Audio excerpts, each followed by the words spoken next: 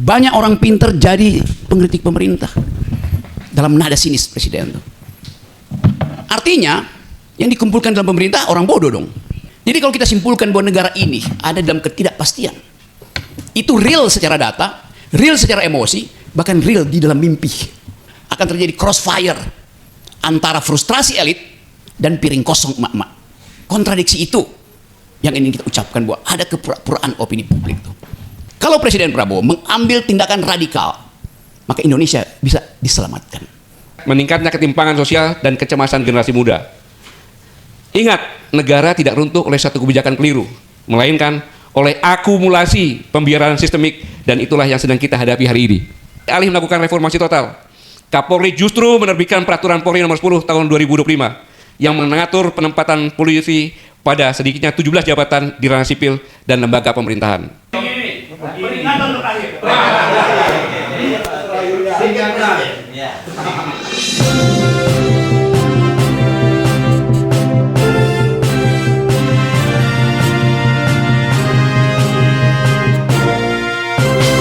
Oke, teman-teman semua, netizen, mak-mak, BEM, jurnalis. Anda ingat bahwa 5 tahun lalu diambil keputusan untuk membentuk satu organisasi masyarakat untuk menghidupkan harapan pada negeri ini. Namanya KAMI, Koalisi Aksi Menyelamatkan Indonesia. Menyelamatkan, kami memilih istilah itu, menyelamatkan. Artinya ada ambang batas untuk menentukan kita mau hidup apa mau mati.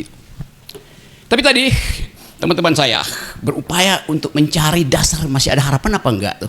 Kelihatannya enggak ada itu.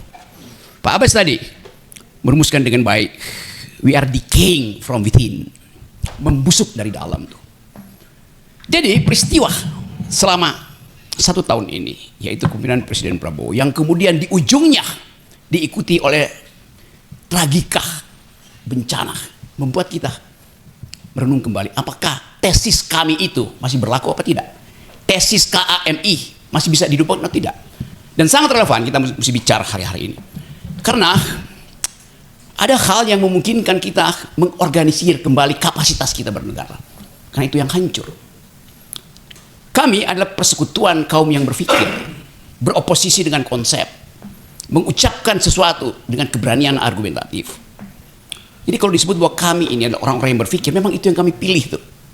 Tetapi kelihatannya Presiden Prabowo agak peka dengan orang-orang yang berpikir tuh. Karena itu beliau kemarin mengatakan, banyak orang pinter, tapi cuma bisa bicara. Banyak orang pinter, tapi jadi pengkritik pemerintah. Banyak orang pinter jadi pengkritik pemerintah. Dalam nada sinis presiden itu. Artinya yang dikumpulkan dalam pemerintah orang bodoh dong.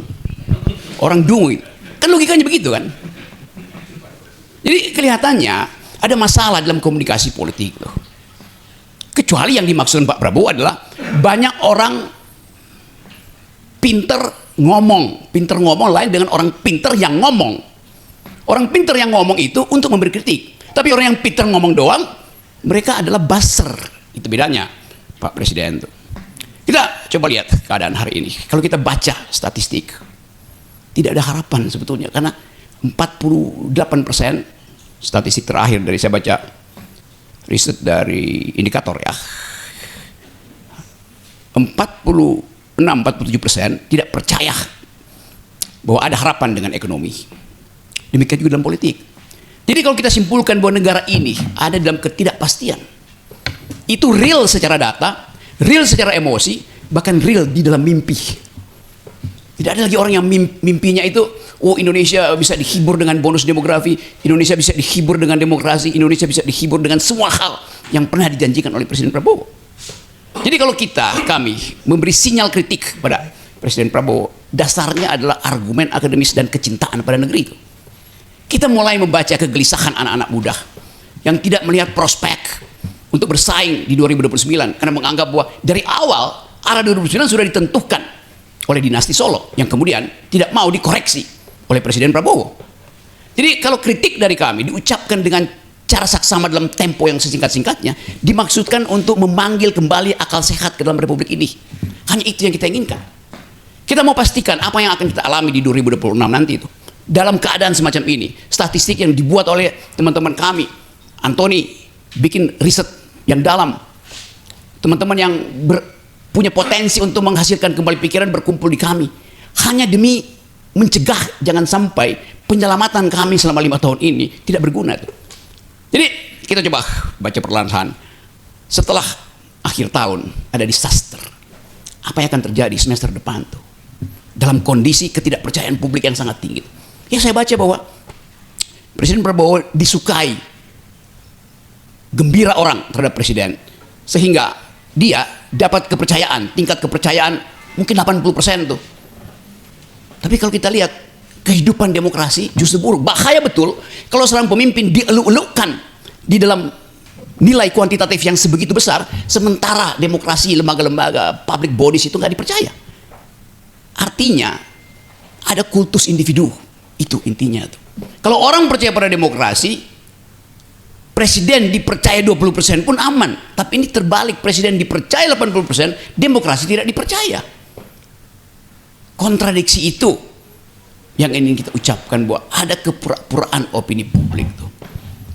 Dan saya mulai menghitung, kami barusan bikin riset, KAMI baru bikin riset bahwa sangat mungkin semester awal 2006 akan terjadi crossfire antara frustrasi elit dan piring kosong emak-emak.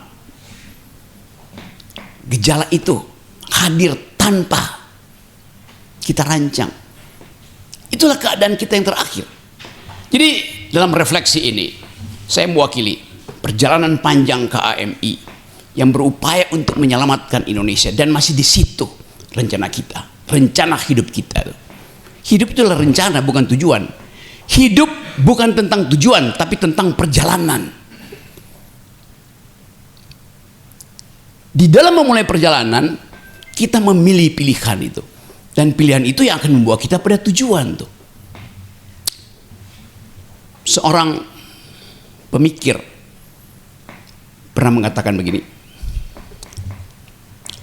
for yesterday is only a dream and tomorrow is only a vision, but today well lived makes yesterday a dream of happiness and tomorrow a vision of hope. Masa lalu itu sekedar mimpi, masa depan itu sekedar harapan. Tetapi keputusan kita untuk hidup bermanfaat hari ini akan membuat mimpi yang lalu itu menjadi mimpi yang indah, dan harapan itu menjadi harapan yang mulia. Kita ingin ambil konsekuensi untuk membawa negeri ini pada mimpi yang mulia, karena kita punya harapan-harapan yang memungkinkan kita mengatakan satu waktu bahwa Indonesia sudah ditemukan kembali. KAMI berupaya untuk menerangkan itu pada publik, dan tidak ada dendam kami pada personal. Kami dendam pada kebijakan yang dungu. Kami berupaya mengevaluasi setiap hari. Tapi sekali lagi, yang kita ucapkan ini adalah untuk menggembirakan publik, bahwa kendati ada pesimisme, tapi kami pesimis karena kami rasional. Begitu banyak orang yang optimis, tapi optimisnya irasional. Nah, kita ingin bangunkan kembali harapan, memberi kepercayaan pada publik bahwa Indonesia bisa dihasilkan ulang dengan satu radical break. Presiden tidak boleh tersandra oleh hasil transaksi dia ketika pemilu. Pemilu sudah selesai. Dia adalah presiden yang bisa mengambil keputusan. Artinya keputusan dia harus otentik, bukan lagi hasil dagang sapi dengan partai-partai sebelumnya. Itu yang ingin kita lihat tuh. Dengan cara itu kita percaya, kalau Presiden Prabowo mengambil tindakan radikal, maka Indonesia bisa diselamatkan. Dengan cara itu kita bisa ucapkan suatu waktu pada generasi yang menunggu 2009 bahwa kita bergerak ke arah Indonesia yang masuk akal. Kita meninggalkan Indonesia yang dungu, dan demi kemasuk akalan itu kita minta Presiden Prabowo menjadi leader, bukan sekedar dealer. Terima kasih. Oke, terima kasih Bung Rocky Gerung. Nggak ada tanya jawab. Salam akal sehat. Salam akal sehat. Jawab, karena ini adalah statement publik. Oke, kita akan memasuki sesi berikutnya. Kita siapkan untuk juga nanti pernyataan dari Presidium Koalisi Aksi Menyelamatkan Indonesia KAMI. Oke, kita akan kembali. Assalamualaikum warahmatullahi wabarakatuh. Kita kembali melanjutkan ini seri dialog dari Koalisi Aksi Menyelamatkan Indonesia. Setelah tadi kita mendengarkan dari pemaparan dari para pakar-pakar yang dimiliki oleh Koalisi Aksi Menyelamatkan Indonesia, dan kemudian dilanjutkan Bung Rocky Gerung. Sekarang kita akan melanjutkan dengan ini pernyataan dari Pak Gatot Nurmantio sebagai Presidium dari Koalisi Aksi Menyelamatkan Indonesia. Silakan Pak Gatot. Bismillahirrahmanirrahim. Assalamualaikum warahmatullahi wabarakatuh. Selamat siang dan salam sejahtera. Tugas saya berat karena saya ditugaskan oleh Bang Rocky Gerung harus memanggil akal sehat. Yang dungu-dungu itu harus disingkirkan, memanggil akal sehat ini kan agak berat, sehingga saya harus membaca teks. Transisi kekuasaan dan masa depan tata kelola Indonesia. Ini merupakan evaluasi akhir tahun Koalisi Aksi Menyelamatkan Indonesia. Saudaraku sekalian, mak-mak, gengsi, rekan-rekan semuanya, setanah air, khususnya panelis, Bang Rocky, Bang Sedidu, Bang Tony Budayan, Dr. Mulyadi, Bang Ahmad Yani, kemudian Bang Refli Harun, Prof. Hafid, dan Musad sendiri. Saya hanya mengingatkan saja ketika 5 tahun kami ya, tanggal 18 Agustus, kejadian 29 Agustus itu 3 orang di kami yang menyampaikan secara implisit itu, yaitu Bang Rocky Gerung, Bang Tony Budayawan, dan saya sendiri. Kita bukan dukun, tetapi kita mengadakan, seperti Bang Rocky mengatakan, bahwa kita mengadakan kajian-kajian dari masing-masing, di mana masing-masing kami ini punya juga lembaga-lembaga lagi yang kita kumpulkan. Dan ini bukan kritik, tetapi ini peringatan. Hari ini kami bicara bukan sebagai oposisi politik murni, bukan pula sebagai kelompok yang haus kekuasaan. Kami berbicara sebagai warga negara yang mencintai Republik ini dan yang melihat dengan jernih tanda-tanda bahaya dalam transisi kekuasaan nasional. Apa yang kami sampaikan hari ini bukan kritik biasa. Ini adalah peringatan kebangsaan yang tadi disampaikan oleh Bang Rocky, kira-kira pada bulan Februari terjadi crossfire. Karena sejarah selalu mencatat negara runtuh bukan karena serangan dari luar, tetapi karena pembiaran dari dalam, apalagi pembusukan dari dalam. Transisi kekuasaan yang tidak normal, transisi dari Presiden Joko Widodo kepada Presiden Prabowo Subianto tidak berlangsung dalam kondisi negara yang sehat. Ia terjadi dari beberapa kedaulatan. Jadi Pak Jokowi ini tidak menyerahkan kedaulatan kepada Pak Prabowo, karena kedaulatan baik itu politik, ekonomi, kemudian hukum, sumber daya alam dan wilayah sebagian sudah diberikan kepada oligark seperti yang disampaikan oleh Pak Sedidu tadi. Sehingga wajar kalau terjadi lemahnya supremasi hukum, rusaknya etika kekuasaan, memburuknya tata kelola keamanan, serta meningkatnya ketimpangan sosial dan kecemasan generasi muda.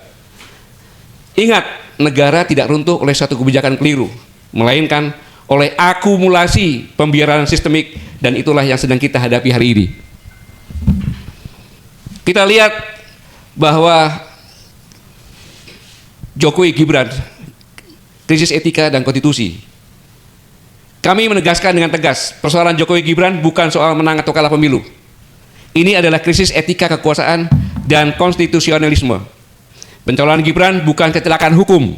Ia adalah hasil dari pembengkokan konstitusi, penyalahgunaan Mahkamah Konstitusi, dan normalisasi politik dinasti. Akibatnya sangat serius. Presiden Prabowo memulai pemerintahan dengan beban legitimasi yang tidak ia ciptakan, tetapi harus ia tanggung di hadapan rakyat. Sehingga hasilnya kita lihat, peran wakil presiden belum optimal. Dalam persepsi publik yang berkembang luas, masyarakat masih kesulitan melihat peran strategis wakil presiden dalam mengendalikan kebijakan nasional. Wakil presiden lebih dipersepsikan hadir secara simbolik, belum sebagai penggerak lintas kementerian, penyeimbang kekuasaan presiden, maupun penanggung jawab isu strategi nasional. Padahal dalam proses politik sebelumnya pernah disampaikan janji menciptakan puluhan juta lapangan kerja, namun realitas hari ini berkata lain. Kegagalan penyediaan lapangan kerja gengsi. Gengsi menghadapi realitas pahit. LPM FEBUI menyampaikan 6.000 S2 S3 dan 45.000 S1 frustasi dalam mencari kerja, sehingga dia tidak mencari kerja lagi karena sudah frustasi. Ini UI, belum secara nasional.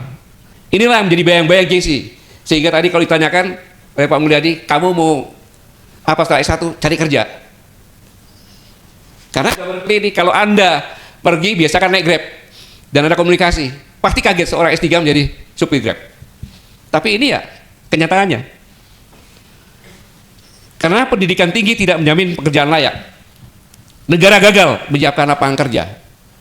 Dalam proses politik sebelumnya, Wakil Presiden pernah menyampaikan janji yang 10 juta tadi. Namun hingga hari ini, publik belum melihat realisasi nyata yang terukur dan dirasakan langsung oleh generasi muda. Sehingga tadi yang frustasi tadi. Di sisi lain muncul persepsi sosial yang kuat terkait masuknya tenaga kerja asing dalam jumlah besar, seperti di kawasan industri strategis Morowali. Hal ini menimbulkan pertanyaan serius di tengah masyarakat. Apakah negara sungguh memprioritaskan tenaga kerja Indonesia di negeri sendiri? Ini pertanyaannya. Ingat, bonus demografi yang seharusnya menjadi kekuatan bangsa kini berubah menjadi bom sosial. Bom ini akan meledak di Lokraya sekitar Februari yang dikatakan oleh Bang Rogi tadi. Karena harapan generasi muda tidak dijawab dengan kebijakan nyata. Sekarang saya coba masuk kepada reformasi Polri yang mandek. Saudara-saudara, ini kami sampaikan karena kecintaan pada Korps Tribrata. Polri hari ini sedang mengalami krisis kepercayaan nasional. Publik menyaksikan dengan jelas keterlibatan oknum dalam narkoba dan judi online. Praktik penegakan hukum tebang pilih, perkara yang sudah inkrah tidak dijalankan. Sementara kelompok kritis dan oposisi seperti kami justru mudah diproses. Yang lebih memprihatinkan, alih-alih melakukan reformasi total, Kapolri justru menerbitkan peraturan Polri nomor 10 tahun 2025 yang mengatur penempatan polisi pada sedikitnya 17 jabatan di ranah sipil dan lembaga pemerintahan. Ini bukan sekedar kebijakan yang keliru, ini adalah pembangkangan konstitusi. Undang-Undang nomor 2 tahun 2002 tentang Kepolisian Republik Indonesia seperti yang disampaikan. Dalam pasal 28 ayat 3 disebutkan bahwa anggota Polri yang mau masuk ke jabatan sipil itu hanya boleh apabila minta berhenti atau pensiun dari Dinas Polri. Ketentuan terbatas ini sudah dikuatkan oleh keputusan Mahkamah Konstitusi nomor 114 tahun 2025. Tidak sah. Kemudian bertentangan dengan Undang-Undang nomor 20 tahun 2023 tentang ASN, Aparatur Sipil Negara, terutama pasal 19 ayat 3, bahwa jabatan-jabatan sipil di tingkat pusat boleh diduduki oleh anggota TNI dan Polri sesuai dengan yang diatur di dalam Undang-Undang TNI dan Undang-Undang Polri. Dan Undang-Undang Polri tidak mengatur itu yang aktif. Pembusukan reformasi dan upaya sistematis membangun superbody yang bisa meruntuhkan fondasi negara hukum Indonesia. Mengapa demikian? Karena langkah ini adalah langkah tindakan pembangkangan terhadap keputusan Mahkamah Konstitusi yang final dan mengikat. Putusan MA bukan saran, bukan paduan, itu hukum tertinggi setelah Undang-Undang Dasar 1945. Ketika Kapolri berani menginjaknya, itu artinya Kapolri menantang konstitusi secara frontal. Dan lebih berbahaya lagi, tindakan ini dilakukan tanpa konsultasi politik, tanpa mandat presiden, tanpa dialog publik, seolah-olah Polri adalah entitas yang berdiri di atas negara. Ini sangat berbahaya. Inilah sebenarnya definisi negara dalam negara, dan kita sedang melihatnya tumbuh di depan mata. Polri menuju superbody. Kepala negara harus mengerem atau tergerus. Ketika polisi aktif bisa duduk di BSSN, BNPT, Basarnas, Imigrasi, Bea Cukai, Bakamla, BNN, dan seterusnya, maka Polri sedang memetakan pengaruh semua sektor strategis negara. Saya ulangi, Polri sedang memetakan pengaruh ke semua sektor strategis negara. Keamanan, data cyber, logistik, pergerakan manusia, penegakan hukum, intelijen teknis, hingga kebijaksanaan politik. Inilah fase superbody lembaga yang menguasai struktur negara dari hulu sampai dengan hilir. Namun apa arti reformasi ketika Polri masuk ke lembaga sipil tanpa batas? Polri memperluas wilayah kekuasaan tanpa mandat. Polri mengabaikan keputusan Mahkamah Konstitusi. Polri ingin menduduki hampir seluruh ruang negara. Itu bukan sekedar kegagalan reformasi, itu adalah pengkhianatan terhadap reformasi. Negara hukum tidak boleh dikelola dengan logika kekuasaan bersenjata. Negara yang sehat dijalankan oleh birokrasi profesional, bukan pendekatan keamanan sebagai jalan pintas. Kapolri telah melampaui garis merah. Kapolri telah melampaui batas reformasi 1998. Kapolri bahkan telah melampaui keinginan presiden. Kapolri berjalan sendiri. Kapolri bermain di luar garis komando. Kapolri menciptakan realitas kekuasaan baru tanpa mandat politik. Kapolri bukan saja melakukan sabotase struktural, tetapi telah melakukan pembangkangan dan penyanderaan presiden. Jika bukan presiden tersandera, setidaknya presiden tidak berdaluat penuh dalam mengendalikan institusi kepolisian. Ini faktanya. Ketika presiden akan membentuk tim reformasi polisi, Kapolri membentuk tim reformasi dan presiden tidak meminta Kapolri membubarkan tim reformasi internal Polri meski presiden telah membentuk timnya sendiri. Pernyataan Kapolri. Jadi saya kira kalau kita tidak mereform diri kita sendiri, tentunya beberapa hebat pun komite ataupun komisi yang dibentuk orang yang ada di dalamnya, kalau kita nggak mau mereform kita sendiri, ya percuma. Ini pembangkangan yang jelas-jelas kepada presiden. Ingat, polisi di bawah presiden. Presiden berkuasa penuh pada Kepolisian Republik Indonesia. Kapolri menerbitkan peraturan Polri nomor 10 tahun 2025 yang mengatur penempatan Polri pada sedikitnya 17 jabatan di ranah sipil dan lembaga pemerintahan yang ketiga ini. Kapolri menjalankan agenda sendiri meski ada keputusan resmi presiden dan keputusan Mahkamah Konstitusi. Artinya, ini adalah insubordinasi institusional. Level yang paling serius, paling tinggi dari kata insubordinasi. Karena bukan sekedar membangun personil, bukan sekedar membangkang personil, tapi membelokkan arah institusi yaitu Polri dari kehendak konstitusi negara. Ini sangat berbahaya. Presiden harus mengambil sikap keras. Satu, batalkan peraturan Kapolri dengan keputusan presiden seperti Bang yang disampaikan tadi. Copot Kapolri dan seluruh pejabat yang merancang aturan ini. Audit seluruh langkah yang perluas kekuasaan Polri secara ilegal. Bentuk ulang struktur batas kekuasaan Polri dengan reformasi Polri segera. Jika presiden tidak bertindak, maka akan tercipta presiden mematikan. Lembaga penegak hukum bisa melawan hukum. Anak buah bisa melawan komandan dan komando. Institusi bisa melampaui negara. Dan ketika itu terjadi, presiden tidak hanya kehilangan Polri, ia kehilangan negara. Saudara-saudaraku sekalian, pada tanggal 11 Desember yang lalu, Polisi Aksi Menyelamatkan Indonesia mengadakan diskusi, dihadiri 23 orang kami. Dan dari diskusi ini ada yang menarik tentang reformasi polisi tadi. Terjadi di intelektual pinggiran, kami kan intelektual pinggiran nih, Rafi. Ya. Bahwa apabila presiden tidak mengambil sikap keras yang saya sampaikan tadi, maka akan terbentuk persepsi publik. Saya ulangi, apabila presiden tidak mengambil sikap keras yang saya sampaikan tadi, maka akan terbentuk persepsi publik sebagai berikut. Satu, secara de jure, Presiden Republik Indonesia adalah Jenderal TNI Purnawirawan Prabowo Subianto. Tetapi secara de facto, Presiden Republik Indonesia adalah Jenderal Polisi Sulistyo Sigit. Dan keduanya dikendalikan oleh Jokowi. Ini kalau jika mudah-mudahan presiden melihat ini benar-benar dan benar-benar bersikap untuk menyelamatkan negara.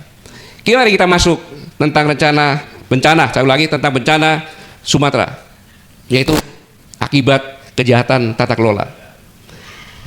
Banjir dan longsong di Aceh, Sumatera Utara dan Sumatera Barat bukan sekedar bencana alam. Itu akibat dari pembalakan hutan tak terkendali.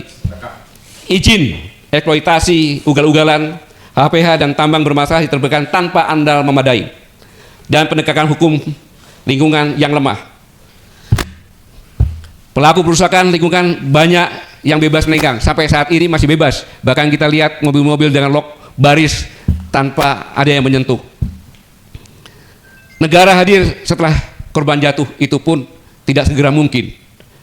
Bencana di Aceh, Sumatera Barat, dan Sibolga bukan musibah alam biasa. Ini adalah bencana buatan manusia akibat pembalakan liar dibiarkan, tambang ilegal, permainan izin eksploitasi yang ugal-ugalan, HPH dan tambang diterbitkan tanpa amdal yang memadai, serta lemahnya kehadiran negara. Ketika hutan rusak, sungai dihancurkan, negara diam. Saat raja tenggelam, negara lambat. Dari sinilah muncul kembali sentimen merdeka. Bukan karena ideologi, tetapi karena kekecewaan mendalam terhadap pusat. Ini perlu kami ingatkan ini, karena kami belanja makalah sampai ke pinggir-pinggiran daerah bencana. Hutan lindung gundul akibat illegal logging dan illegal mining yang berlangsung lama tanpa tindakan serius. Aparat pengawas lemah, sebagian diduga kompromi dengan pelaku. Respon PNPB dan PBBD lamban, koordinasi kacau, bantuan terlambat. Masyarakat melihat pusat lebih peduli pada eksploitasi sumber daya alam daripada keselamatan warga. Dari sudut intelijen, kondisi ini berbahaya. Ketidakadilan ekologis adalah bahan bakar instabilitas politik. Ketika pusat dianggap hanya mengambil hasil bumi tanpa melindungi rakyat, loyalitas publik akan terkikis. Saudara-saudara sekalian, saya perlu sampaikan ini, bahwa apa yang dikatakan oleh Mualim, gubernur, ini adalah lebih dari tsunami. Ini pernyataan yang benar. Karena ketika tsunami menambah Aceh, semuanya yang rusak ada di pinggir pantai. Kita mudah memasuki semua tempat-tempat yang kena tsunami lewat laut. Tetapi ini sudah terpisah, dan yang dikirim adalah kayu, bukan kayu yang di atas, tapi yang di bawah lumpur yang tebal. Dan ini menghilangkan semua yang dia miliki, mau uang, mau sertifikat, mau tanah, segala macam, ternak hilang. Nyawa banyak, dan nyawa saya pikir lebih daripada 3.000 kalau dicari dengan benar. Saya pastikan itu, asal dicari dengan benar. Dan dalam bencana, harusnya semua berpikir yang sangat utama, paling utama adalah korban bencana yang selamat menjadi fokus.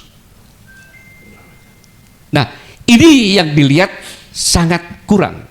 Mengapa? Ingat, ini adalah bulan Desember. Anggaran Pemda sudah habis. Sedangkan Pemda pun transfer daerah dikurangi. Apa yang bisa dia buat?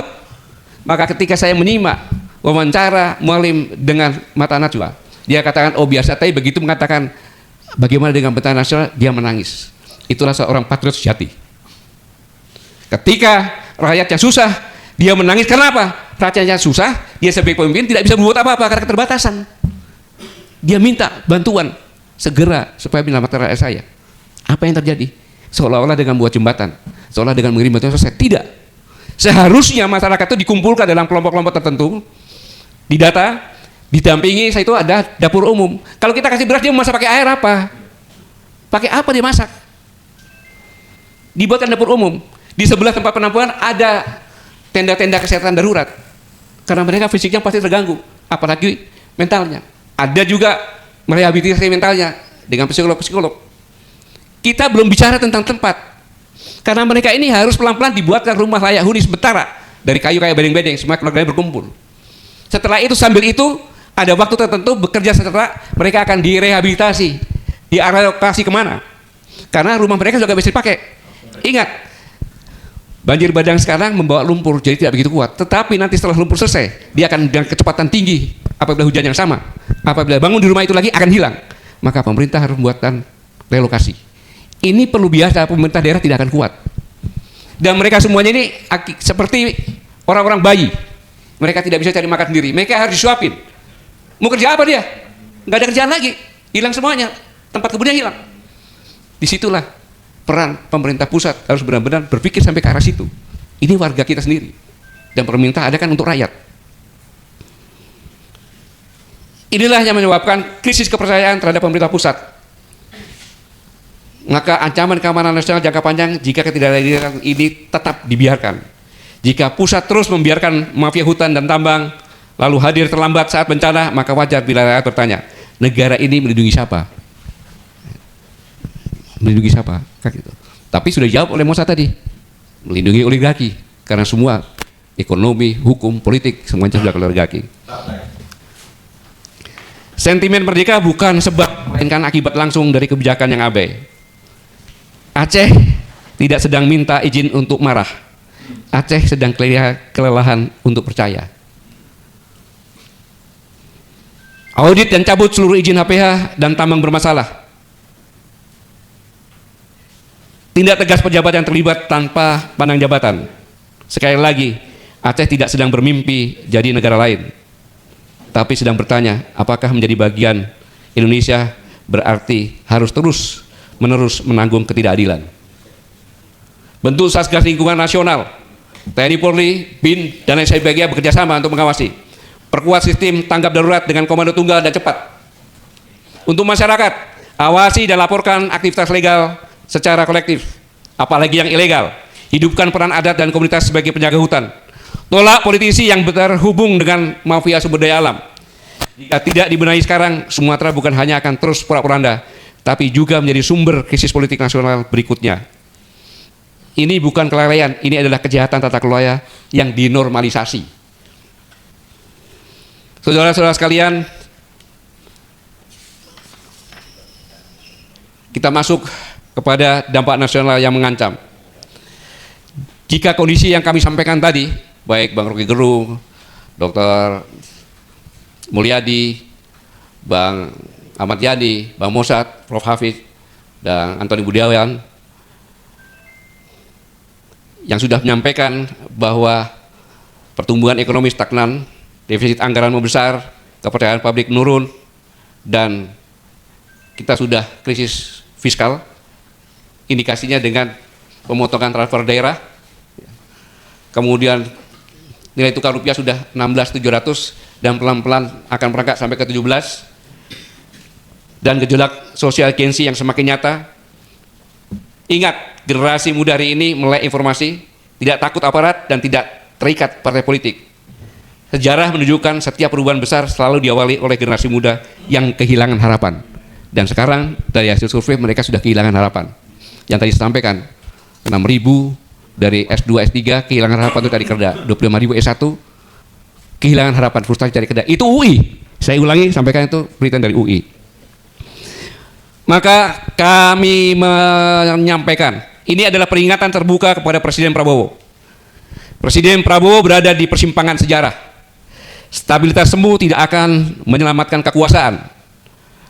Dan kami perlu menyampaikan satu hal yang sangat serius dan berulang kali disampaikan dalam ruang publik. Ini karena berdasarkan teori politik, indikator negara itu kuat atau lemah terdapat 7 kapabilitas yang tadi kalau saya sampaikan oleh Dr. Mulyadi. Kapabilitas responsif, jadi menyerap aspirasi masyarakat sama sekali tidak didengarkan. Kapabilitas regulatif, hukum sudah bukan, kedaulatan sudah diberikan kepada oligark. Kapabilitas distribusi dan alokasi, pemerataan kesejahteraan, ketimpangan jelas sekali terlihat. Kapabilitas simbolik, jelas semuanya hanya simbolik saja, sehingga kredibilitas penyelenggara negara sama-sama sekali kepercayaan publik sudah luntur. Dan kapabilitas ekstraktif, yaitu pemanfaatan sumber daya alam dan sumber daya manusia, sangat-sangat berpihak kepada oligark. Kemudian kapabilitas domestik, politik pun sudah diberikan kepada oligark. Karena sampai dengan saat ini tidak ada satupun partai politik yang peduli terhadap bencana alam yang memberikan komentar, tidak ada. Dan kapabilitas internasional kita tahu sendiri, bagaimana dunia internasional kita. Maka kami perlu menyampaikan satu hal yang sangat serius yang beberapa kali disampaikan dalam ruang publik, bahwa ancaman terbesar bagi Presiden bukan hanya tekanan dari luar, tetapi sabotase struktural dari dalam atau pembusukan dari dalam. Sabotase struktural terjadi ketika kebijakan Presiden dilambatkan oleh pembantunya sendiri. Perintah tidak dijalankan secara utuh. Contoh, katakan listrik sudah menyala, menterinya menyampaikan 93% nyala, nyatanya tidak sampai 30% nyala, bahkan gelap semuanya. Dan sekarang pun masih bergantian gelap. Untung saja, pertanyaan itu diliput publik. Kalau tidak, Presiden menyampaikan, berarti Presiden melakukan pembohongan publik. Sangat-sangat berbahaya. Ini mungkin tujuannya itu, tetapi ya Tuhan masih baik. Agenda koreksi dipelintir di tingkat teknis dan kepentingan oligark disamarkan sebagai kepentingan negara. Presiden bisa jatuh bukan karena kebijakan yang salah, tetapi karena dibuat gagal oleh para pembantunya sendiri. Kita sudah mengingatkan berulang kali. Jika warisan kekuasaan lama tidak diputus, jika aktor bermasalah tetap dilindungi, dan jika pembiaran terhadap sabotase ini terus berlangsung, maka krisis legitimasi akan menghantam pemerintahan ini. Ingat, sejarah tidak membedakan antara pelaku dan pembiar. Dalam kondisi seperti ini, perlu kita dengar pernyataan Gen-Z. Ini sudah di mana-mana ada, bahwa ada jual gunung kita, ada jual sumber daya kita. Tetapi ketika saya menerima, kalian semua sudah mati, kita sengsara. Ini peringatan keras. Sebagai penutup, saya sebut ini pernyataan darurat kebangsaan dari Koalisi Aksi Menyelamatkan Indonesia. Saudara-saudaraku sebangsa setanah air, emak-emak Gen-Z, saudara-saudaraku semuanya, kami menyampaikan pernyataan ini sebagai peringatan terakhir. Saya ulangi, Koalisi Aksi Menyelamatkan Indonesia menyampaikan pernyataan ini sebagai peringatan terakhir. Karena mungkin kami sudah kehilangan akal sehat, Bang Rocky, untuk menyampaikan. Jika hukum terus dipermainkan, jika reformasi Polri dibelokkan, jika kejahatan ekologi dan ekonomi dibiarkan, serta jika generasi muda terus kehilangan masa depan, maka Republik Indonesia sedang bergerak menuju krisis nasional terbuka. Saya ulangi, jika hukum terus dipermainkan, jika reformasi Polri dibelokkan, jika kejahatan ekologi dan ekonomi dibiarkan, serta jika generasi muda terus kehilangan masa depan, maka Republik Indonesia sedang bergerak menuju krisis terbuka secara nasional. Kami tidak mengancam, kami tidak menghasut, namun kami menegaskan negara tidak akan diselamatkan oleh propaganda, oleh pencitraan, ataupun oleh stabilitas semu. Negara hanya dapat diselamatkan oleh keberanian untuk memutus warisan kekuasaan yang salah, menegakkan hukum tanpa tebang pilih, dan mengembalikan negara kepada kepentingan rakyat. Yang itulah Bung Rocky, Presiden harus segera berpihak kepada akal sehat, bukan akal dungu. Presiden Prabowo berada di persimpangan sejarah, menjadi pemimpin korektor yang memulihkan Republik, berpihak kepada akal sehat, atau menjadi pemimpin kompromi yang tenggelam bersama krisis. Saudara-saudaraku sekalian, sejarah tidak pernah menunggu kesiapan penguasa. Sejarah hanya mencatat siapa yang berani bertindak saat bangsa berada di tepi jurang. Saudara-saudaraku, atas nama nurani kebangsaan, kami telah menyampaikan peringatan terakhir. Rakyat akan menilai, sejarah akan mencatat, demi konstitusi, demi keadilan, demi Republik Indonesia merdeka. Wassalamualaikum warahmatullahi wabarakatuh. Oke, ini tidak terasa kita sudah mengakhiri seri diskusi